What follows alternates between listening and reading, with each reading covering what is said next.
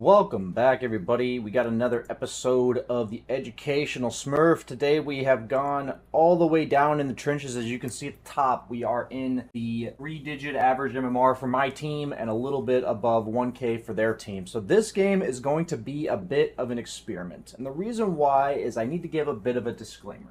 Every educational Smurf game that I play on this channel is a lobby of volunteers from the BSJ community that are allowing themselves to be smurfed on for your own educational purposes. If you guys would like to take part in these lobbies, make sure to join the Discord link below. And if you'd like a guaranteed spot, make sure you sign up at patreon.com/bsjgaming for the starters or deluxe package. The thing about Dota is I think team fights and such only really matter if both teams play the map equally efficiently. And the closer the teams play in terms of efficiency, the more important team fights become. What I'm trying to say with all this is that I believe, after coaching many people, that the lowest of the low MMRs, you guys don't farm very efficiently. Let's just call it out how it is. And I think that you can win these games by virtually never fighting. The only time I am going to be fighting in this game is when it is right in front of my farming patterns. That is the emphasis that I want to make. Is I will not be TPing across the map. I will not be adjusting my farming patterns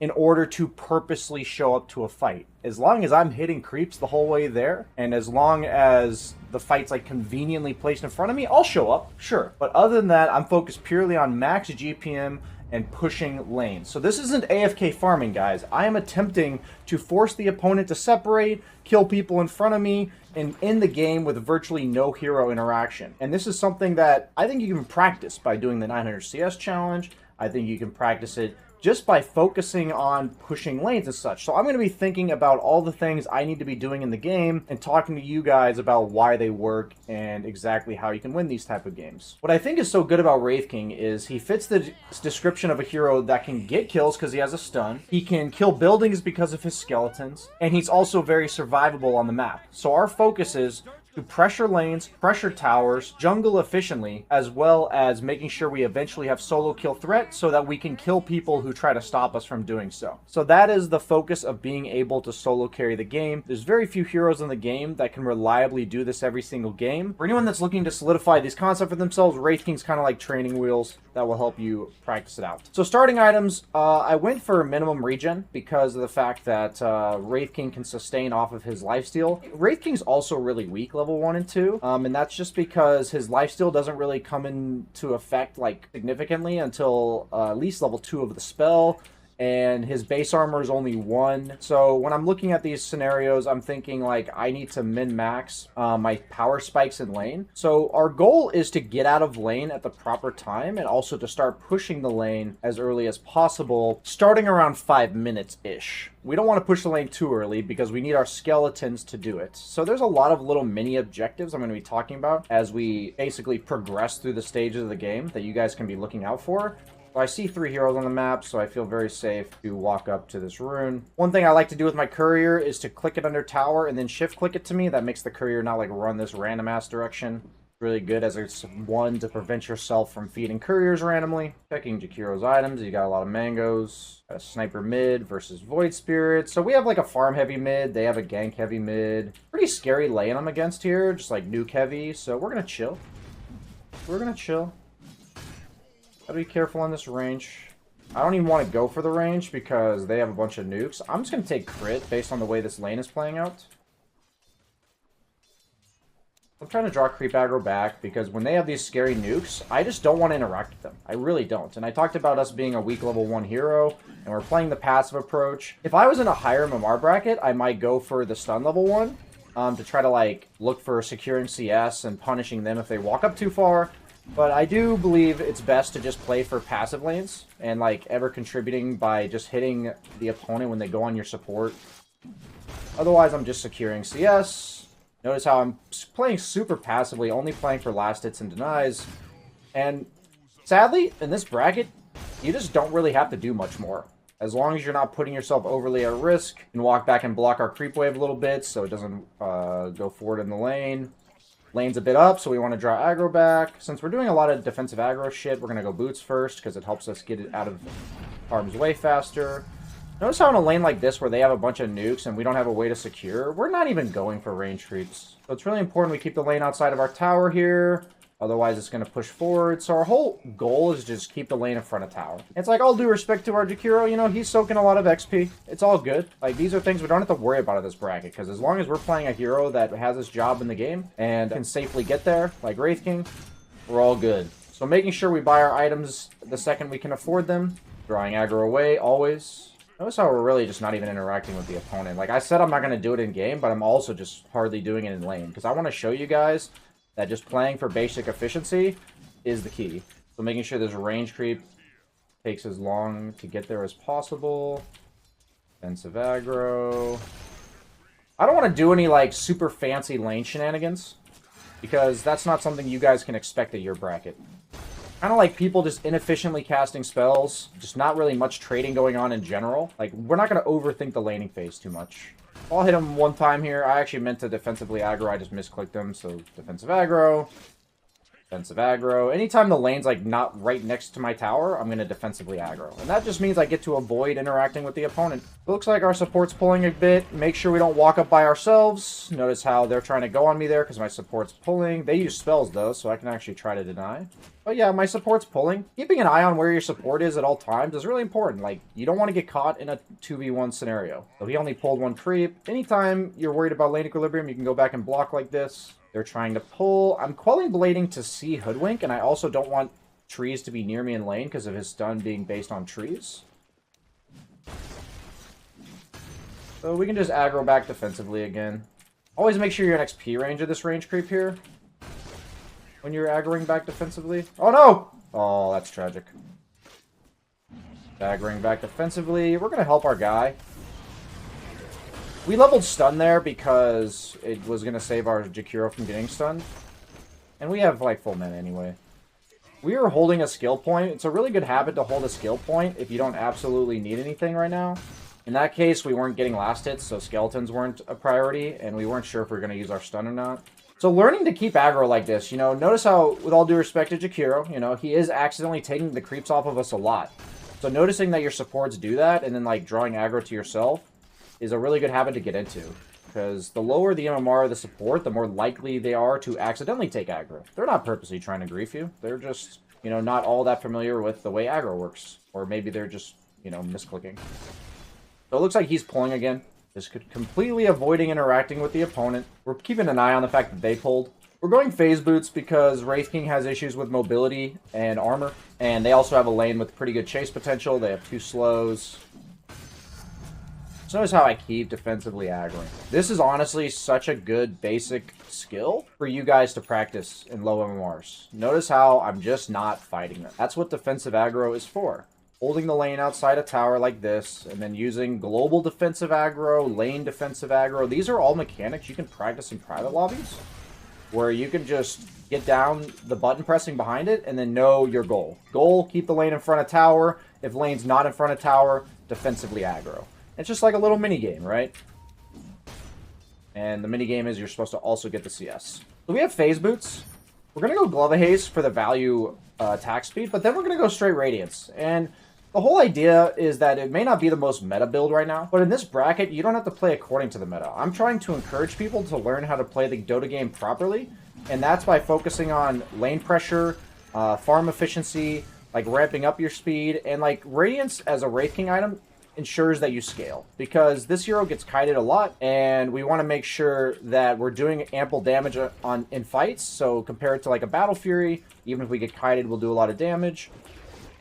And if we compare it to other items like Armlet Deso, we need to make sure we keep up our farm speed, because if we don't have farm speed accelerant items in this bracket, the game is usually going to slow to a grind, and or slow to a halt, because people aren't like forcing advantages or anything like that. And the opponent, if they do go for farming items, will probably just pull ahead of you. But this camp is stacked. Notice how we're just walking up and defensively aggroing. We are always afraid when we are defensively aggroing. Like, I'm bracing myself to get gone on. Like, I'm like mechanically ready, you know, dodging the stuns, ready to stun Dawn if she tries to use her first spell. Like, this is your moment of highest danger level, is when you walk up to aggro. So whenever your support tries to pull like this, and you see an opportunity to cut the 4 off from helping, it's really good. Notice how, like, I'm basically just zoning for the Jakiro to get the pull off. Because the Hoodwink's job in this case is to stop the pull, and it's also her job to try to get this pull off. So by standing here, I'm doing both. I'm basically saying, no, no, no, you don't get to pull this camp, and you don't get to stop Jakiro. And so a lot of good trades, good engagements you take in lane are exactly because you outplayed them when it came to who goes for the pulls and stuff. So the Hoodwink's knowingly going for the pull, and we're stopping it. Yeah, I gotta be a little chill here. Because he can now Q me since I don't have stun. Oh, Void Spirit's here. Fortunately, we backed off a bit. I wasn't even paying attention to mid. I got a TP from Sniper. Okay. Well, the thing about these situations is I would either go mid here or I would stay. It kind of depends on like what's happening in the mid lane or what's my mid's gonna do after. So if mid lane was like underneath my tower, I would have just TP'd there for the efficiency. I would have let the sniper stay bottom, but there was really nowhere for me to go right there. If sniper just like insisted on staying in my lane because he's like, you know, he's Herald, he wants to take your lane or whatever, then I would just go jungle as a hero like Wraith King. And I think having the option to go jungle is really nice in this bracket, just because when in doubt, there's no lane for you to take, you want to be able to go somewhere. So I usually lean away from heroes like Spectre, PA, Anti-Mage, heroes that can't really jungle early. So this is the stage in the game where we're going to start like pushing the lane out and jungling. So we're trying to minimize hero-to-hero interaction, because anytime we're hitting heroes, we're not hitting creeps. How do we maximize GPM? We hit creeps. So notice how I'm spending as much time as I can hitting creeps. I want to guide my skeletons to the next camp, if I can. I didn't get it in time. Unfortunate. We definitely were trying to get our skeletons to help us farm. The Glove of Haste is just because this hero attacks really slowly otherwise. We didn't actually want our skeletons to go to the tower, because at this stage of the game, we're prioritizing farm efficiency over lane pressure and towers. So basically, the longer the game goes, the more you prioritize lane pressure and towers over farm efficiency. Since we're not laning anymore, we're just going to not level our ulti because it doesn't help us farm faster. We're going to keep an eye out on our lane, though. This is really important. The only time we're going to interact with heroes is when it's to defend our towers. Because we don't want to ever give them free towers, because that's how we keep the area on the map for us to farm. So we see Void Spirit coming as well, so we're actually out of here. So, like, we are always thinking about defending our tower, but it's like, we're not going to risk our life for it. So whenever this happens, I look at other lanes, I see that we're not really pressuring anything. But, like, my skeletons are actually zoning them. So teetering with this idea of, like, how long you can protect your tower, monitoring this while you're jungling is an insanely important habit that I see virtually nobody in this bracket do, where you're just looking at this area, giving yourself the information. Does my team need my help in order to defend? There's, like, more advanced versions of this, but, like, for now, this is all I want you guys to think about. So anytime I'm jungling, I'm just looking at the lanes near me. So it looks like Sniper's either going to farm triangle or his lane. If he was staying in jungle, I would go to his lane, because I want to make sure there's no creeps hitting our tower for free. But since he's laning, I'm looking at this lane now, just surveying the lanes. I definitely don't have to look at these creeps as I kill them, so I can actually make my way towards the tower, because my Jakiro is tanking the gank for me, basically. Like, they're trying to go on my Jakiro. It looks like somebody blocked this camp. So I can actually help my support anytime that they're getting gone on like this. And also, like, if they've tanked the brunt of, like, the opponent's attention, notice how I'm, like, farming under tower? I'm just trying to get out of here. You know, sadly, the Jakiro's taking the creeps from me, but it's fine. I also didn't have any creeps, so now we get out of here. Since there's no actual jungle camps around, I'm just going to stick in this area for now. If these jungle camps were here and Sniper wasn't farming mid, I would have TP'd somewhere or done something. But now that, you know, I recognize there's no camps to farm, go back to lane as soon as possible, spend as little time here as possible, defensively aggroing, hitting creeps. And so this guy's in my way. Like, I'm trying to farm, and this guy's getting in my way. So that means we hit him. And that's kind of a judgment call that you have to make in terms of matchups. But the reason I'm willing to interact with him is because he's stopping me from farming. And that's kind of where we draw the line. And we're just going to back off. Never really using our main hero to hit towers, because we don't want to put ourselves at risk. And our goal is to clear as many jungle camps as possible, while also pushing the lane. So in this case, they're all missing, so I'm actually going to hold my ult skill point in case they, like, gank me here. I don't want to feed because I got greedy. Kira looks like he's going to block my camp. We're looking at mid. So we see that they're all mid, so we're going to summon Skellies immediately.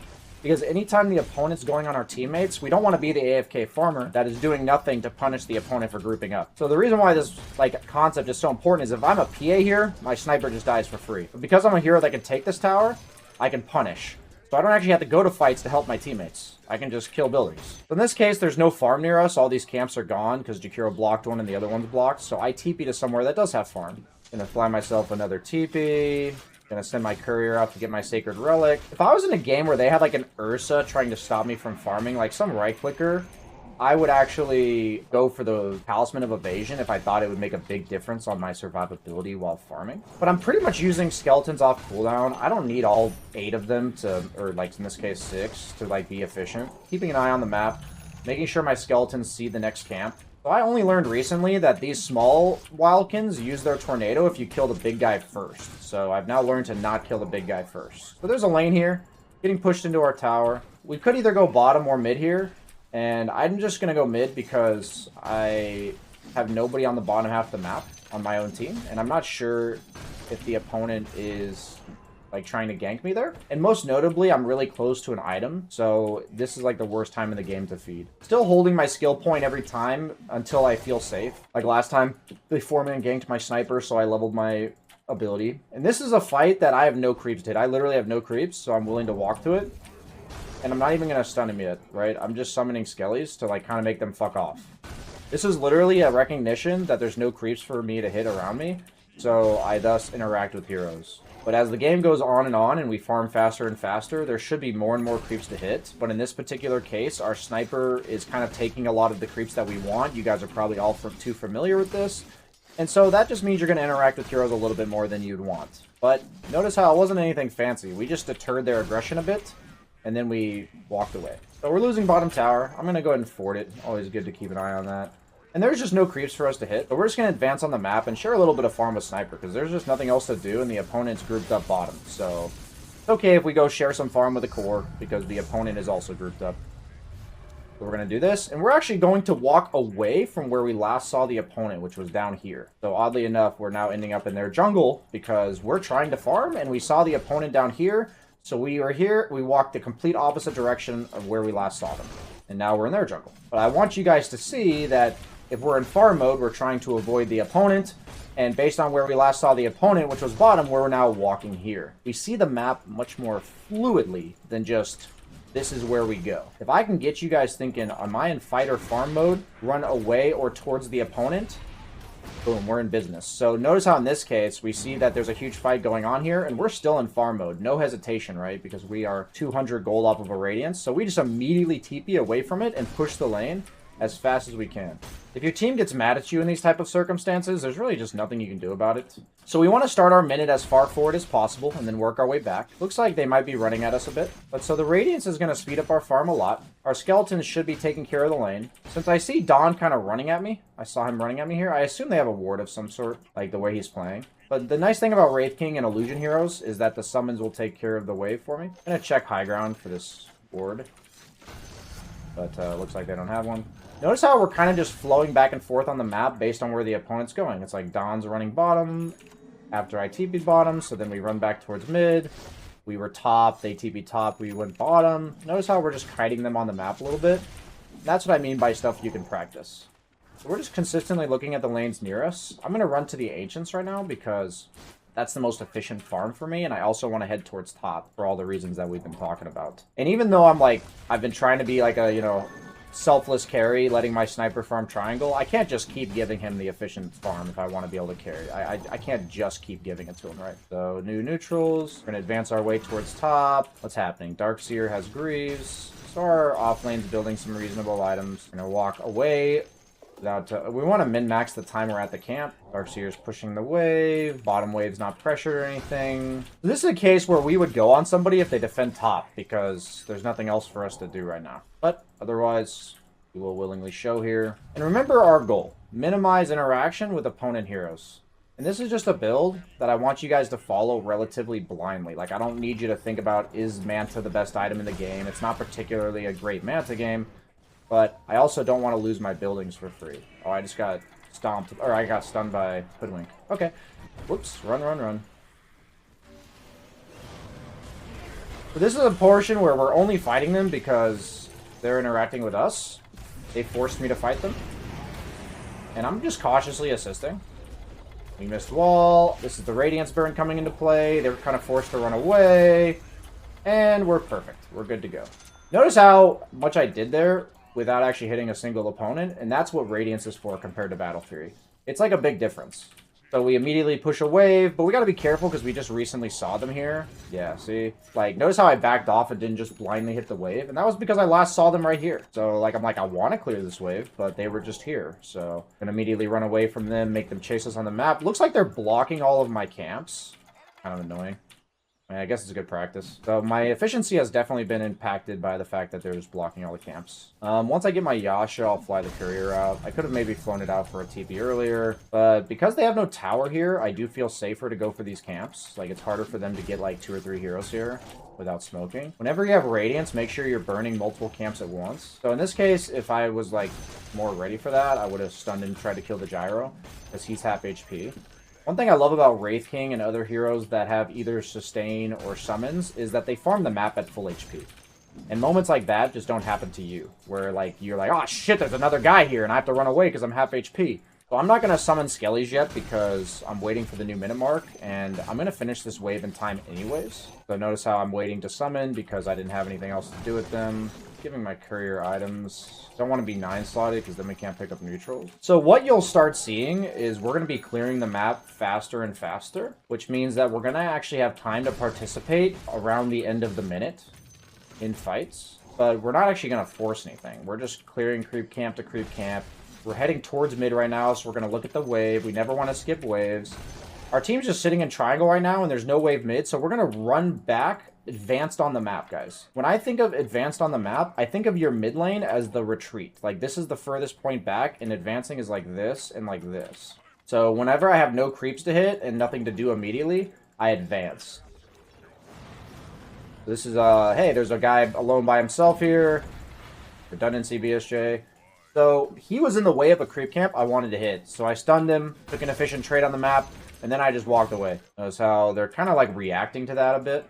This is how we kind of like consume the map from the opponent. And I know this doesn't look fancy, guys, but I'm trying to show you that the chaos that is normally these games, it honestly is no surprise every time I play these games in the past and now that just nothing happens.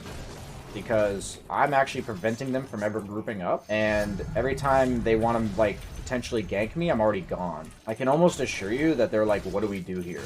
Like, since I have a farming acceleration item, my team's in the triangle, we're going to keep advancing on the map. Right, we're just going to walk back to bottom. Since there are 2 heroes here, we're going to do this cautiously. We're not just going to like run in. We're going to wait for them to show. So we're walking towards a wave. Our skeletons are pushing mid. We're just waiting for them to push this wave in. And this is because there's no farm around here, and we saw 3 heroes bottom. Now we pick up the wave near our tower. So we're being super cautious down here. Like, we are not fucking with these guys at all, because our team's making a smoke. And whenever your team smokes, it's ideal as a carry if you can just make your farming patterns go towards them. So I'm like heading towards mid now because I want to be able to fight if possible, but like I'm not forcing anything. So there's an arcane rune. They're going on me. Not too big a deal here. That's the nice part about being Wraith King. They never really want to commit onto me. I'm only fighting them because I can. Gotta chill a little bit. I'm low.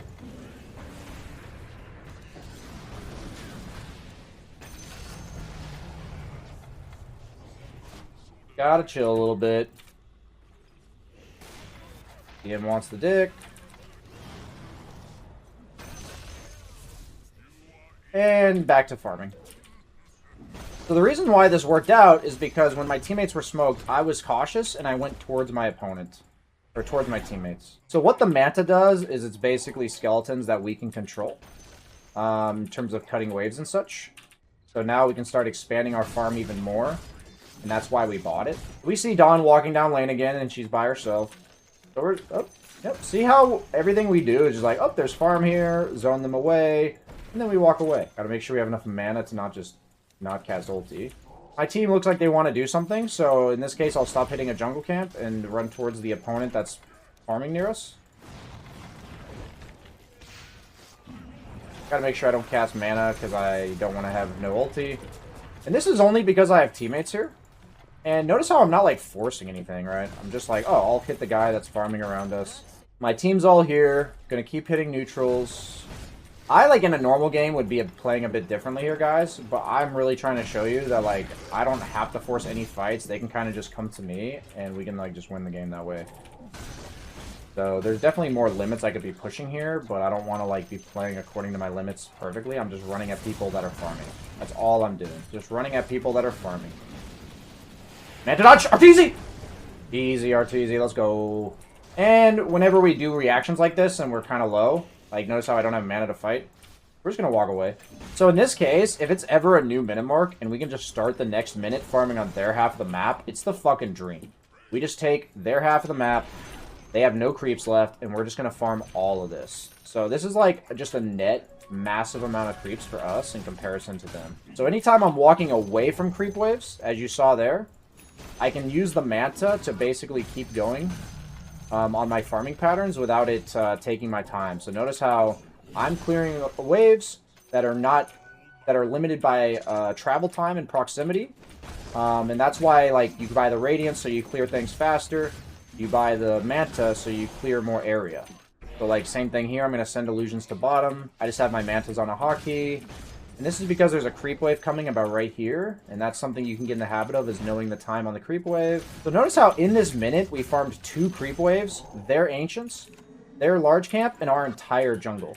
So that's just so much farm. And I actually fucked up with a miss micro there. So I'm going to linger in this area in order to send Manta to bottom one more time. I never want to leave creep waves behind on a half of the map. So here I'm going to do this farming pattern here. Because my team wants to do something.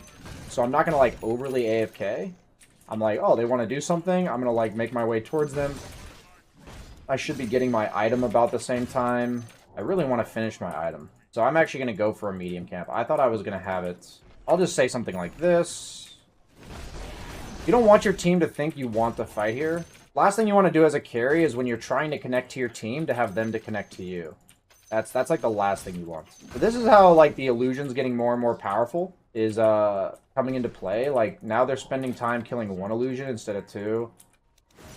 So we're just advancing on the map because it's a new minute and there was no creeps to farm near us. So this is just the same thing. Like, I'm only interacting with people because they're in front of me when I farm. I think I'm going to go Shard so I don't just randomly die. So we don't want to give them that tower.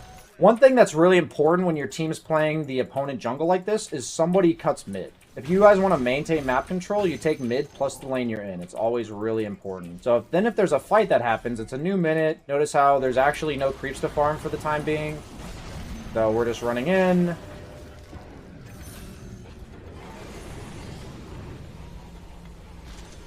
And we're going to walk away and hit a camp nearby. And there's a creep wave. We're going to go get that.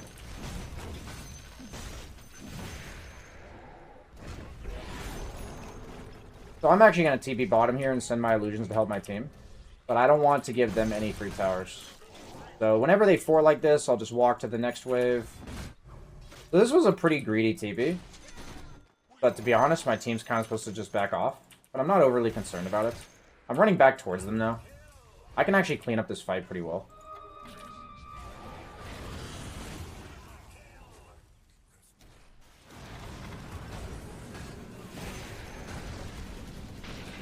I'd be careful of getting 1v5. I'm actually gonna die here, I think. Oh, they missed their stun.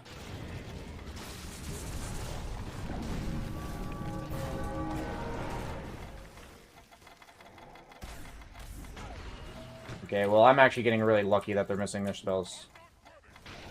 That was for content, boys. I should have just stayed bottom. So now we're going to farm away from them, send illusions at them. The whole idea of that TP bottom was to get all the lanes in a good spot and then to connect back to my team.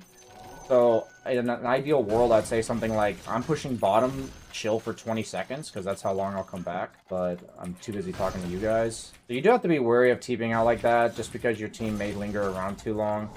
It may hurt you dearly. Or cost you dearly. But notice how we're just trying to reset the lanes again. We farm faster than the opponent, so we're trying to make use of that by having the lanes eventually be in our favor, and then we can take a good fight. So after you buy all of these farm acceleration items, it's now time to kill the people more efficiently. So instead of dying to this Crystal Maiden Wing me and like kiting me, I need to actually be able to threaten her. So always cutting mid. Notice how they're dealing with my stuff bottom. We can ping Roche. When they're all bottom like this, it's really good to just go Roche. If you ever force them bottom as Radiant like this, you can just go in. So notice how, like, instead of just walking straight into Roche, I made them all show here by pushing the wave, and then we can take an objective. So even though I'm showing you, like, I don't want to, like, force fights or anything, this is actually a free objective based on the fact that we're pushing lanes better than they are. So now that we have this, we do actually have to fight the opponent at some point. So I'm going to be a fucking raid boss, and I'm going to jump in for my team. Don't worry, Sniper, I got you, dog. I took it because I want to solo carry this, and I'm going to run in like a Rambo. So once I have Aegis, like, with the Wraith King, I'm just like, I don't give a fuck. I just don't give a fuck.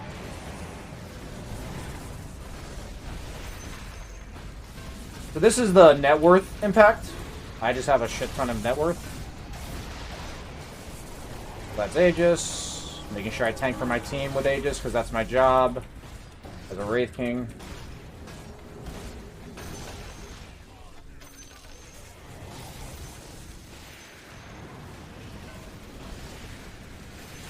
Guy has a freaking blast rig. And then we end the game. So it's usually that opportunity when I'm around the acceleration items, kill item, that I look to just end the game swiftly. And obviously it's not going to be this quick all the time, but the idea, the concept, it's pretty sound. Behind, like, if we just have this many items, and I know this looks like you can't keep up with this, so your game may take a bit longer if you're working on these farming patterns. But the emphasis being is every interaction we ever had was a recognition of no farm around us. It was a recognition of somebody getting in the way of our farm, right? And so we even tried to overdo it a little bit with that TP bottom, and I think that TP is fine if I tell my team to back off for 20 seconds. But I probably wouldn't recommend doing that TP in your games because your team is likely to feed. You can, like, say, hey guys, I want to push bottom and back off, and then tell them to back off. But, yep. Game should end abruptly here. Watch out for the ults. Always go for the backline supports. That's, like, what I'll always do.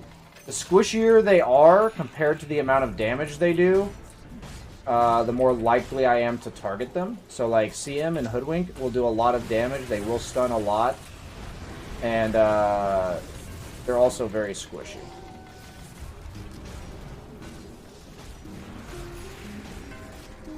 And GG.